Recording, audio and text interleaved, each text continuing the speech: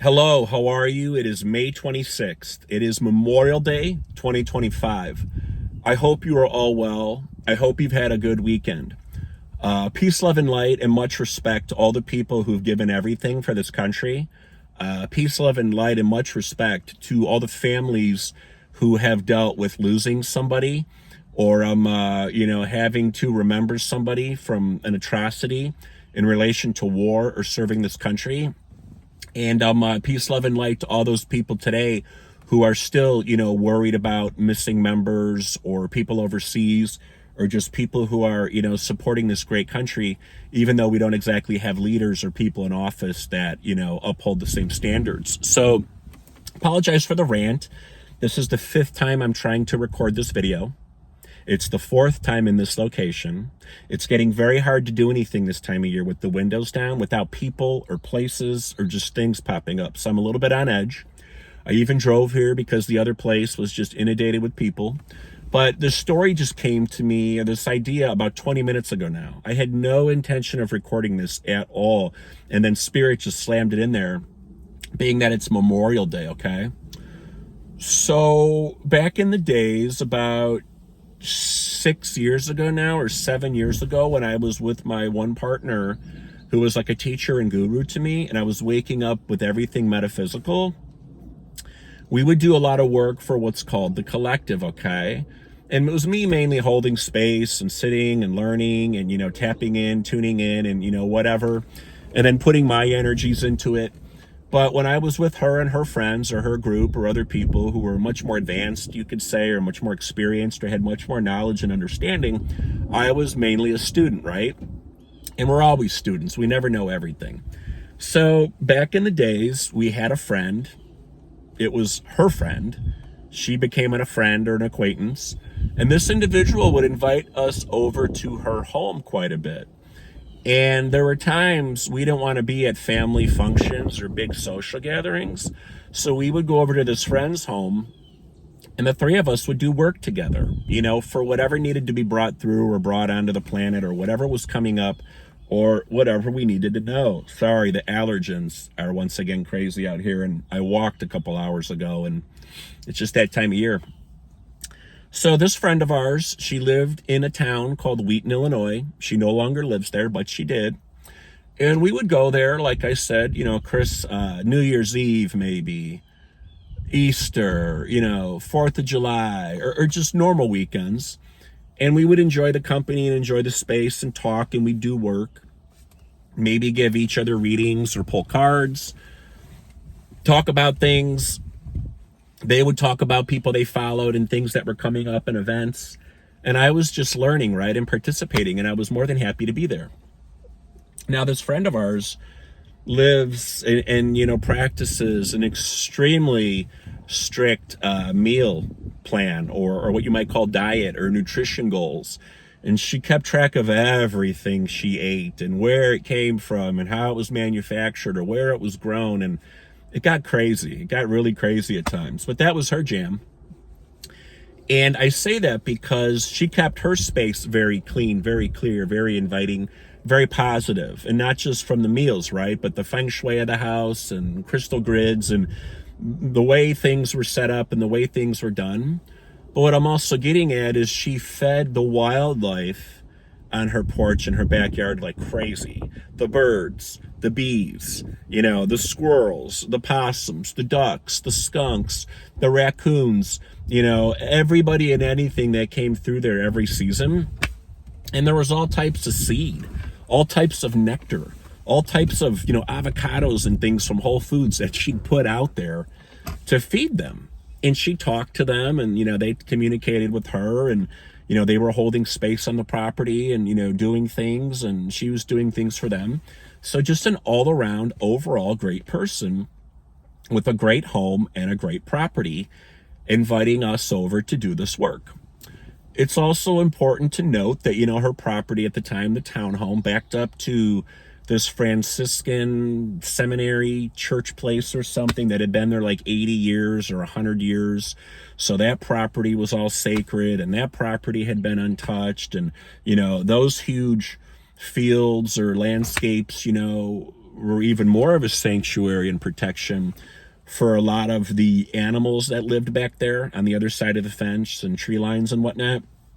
And there was just a lot of really good energy, I guess, coming from both directions. So it's what made this house and this home and this location, such a special place for doing work, receiving energies, pulling energies through, sending energies out, just being in a space that's containered and protected and extremely high vibe. So what happened was, and I had no idea this story was going to come out today, so a lot of this is just coming in from memory. We were there for the 4th of July in what was probably 2018, 2019, okay? And I forget what work we were doing or what the focus was, but eventually my partner at the time and her friend, they both stepped outside. They wanted to see the fireworks that were going off. There are a lot of different country clubs and places that did fireworks. And we could hear the fireworks, and they wanted to go outside and see it. I myself was not as interested because of the mosquitoes and some of the bugs that were biting, the humidity. And I was still like what you would call not in a funk, but after the work we had done, I was sitting in the chair, still very relaxed, tapped in, tuned in.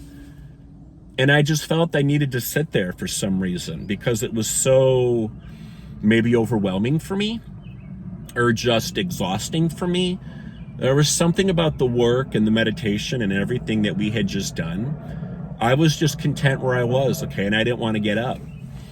So, fast forward a minute or two, and I'm sitting there and I'm holding space, and all of a sudden I was inundated with like hundreds of flashes of light.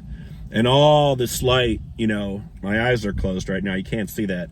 All this light was like hitting my third eye, right? It was like in this dark space, and it was all this energy. And it turned out it was all these different souls, okay?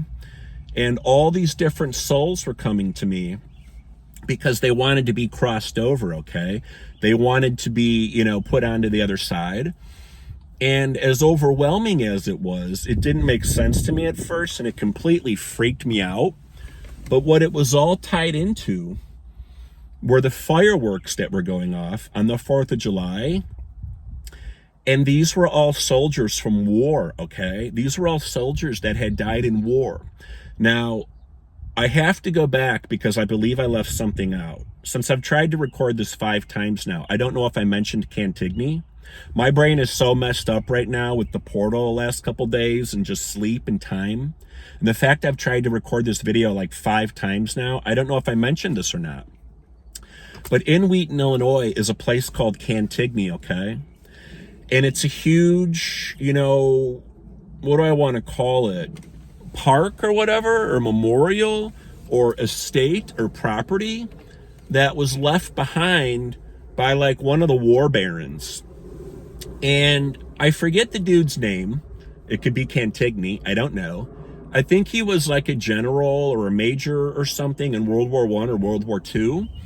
And I think when he left, serving in the military, he became somebody who fulfilled military contracts or had something to do with supplying the military or made his money through the military. And I think he even owned part of the Chicago Tribune at one time, which is the newspaper.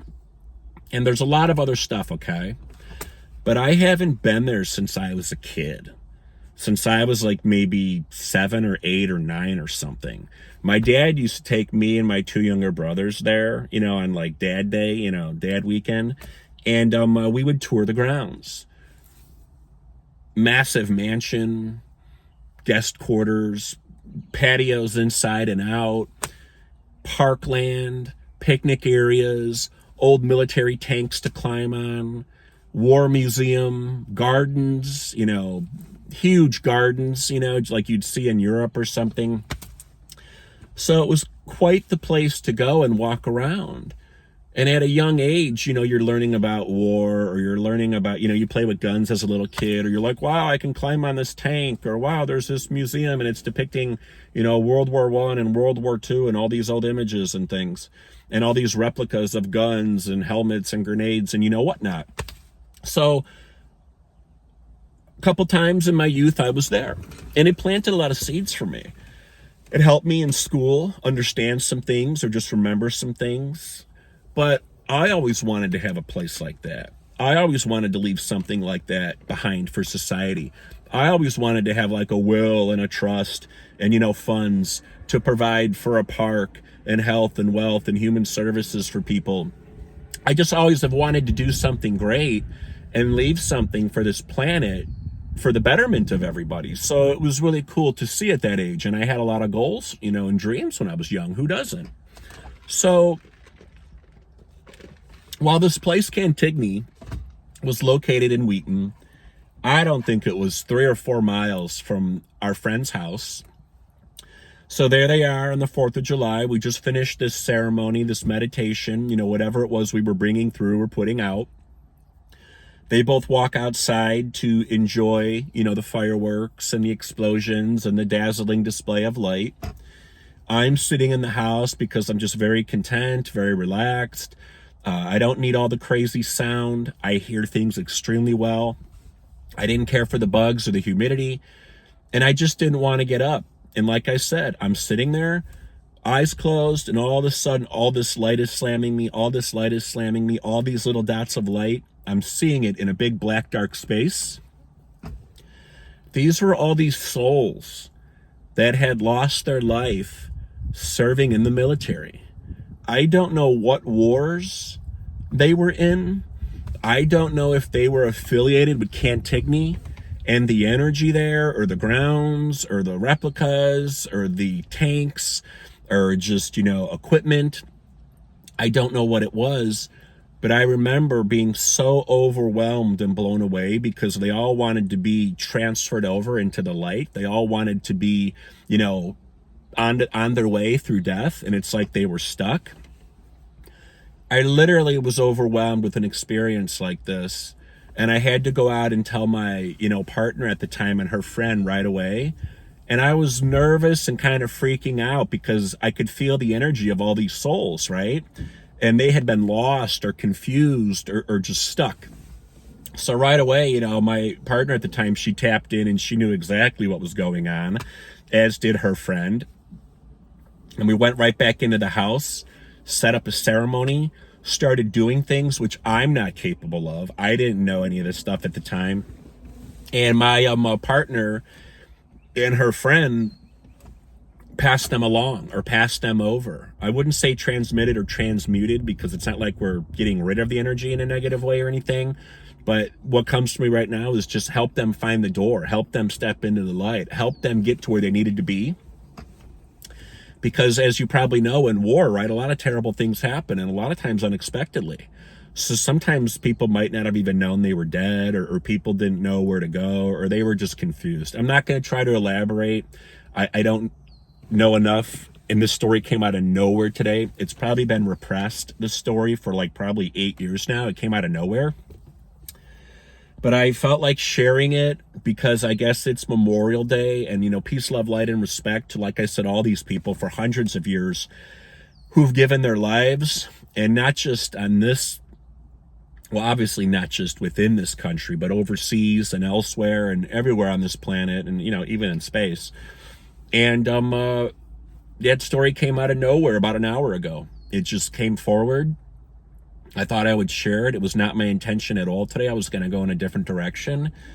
But there were many other times, me and her were on a hike, or we were somewhere, and I could feel an energy, or I could sense an energy, and she already knew it was there. Or she already knew it was there mocking us or mocking her. Or there were times things made themselves perceived as scary and mean and tough. And in reality, it was just a soul hiding out that, like I said, was lost and confused, and it didn't know how to get over, or it thought it missed its time, to step into the light, or it was stuck on this plane and it didn't know how to move forward.